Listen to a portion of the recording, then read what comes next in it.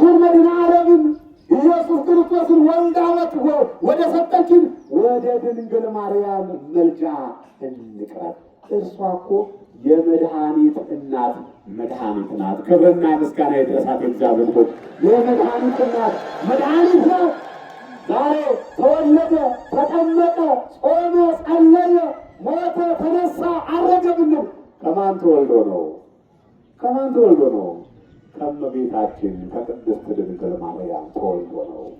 ከእርሷ በነሳው ሥጋ ነው እግዚአብሔር ልጆች።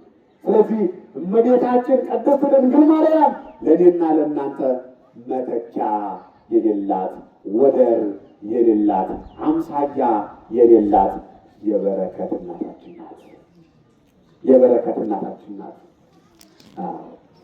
እርሷን መውደድ እግዚአብሔርን መውደድ ነው። እርሷን ማክበር እግዚአብሔርን ማክበር ነው። ያለ ድንግል ማርያም ክርስትና የሚባለውን ነገር ማሰብ አይቻልም። ምክንያቱም ክርስቶስ ከእርሷ ተወልዶ ነዋ እኛ ክርስቲያን የተባለው። እውነቱ ይሄ ነው። በዚህ እውነት መኖር ደግሞ ከሁላችን ይጠበቃል።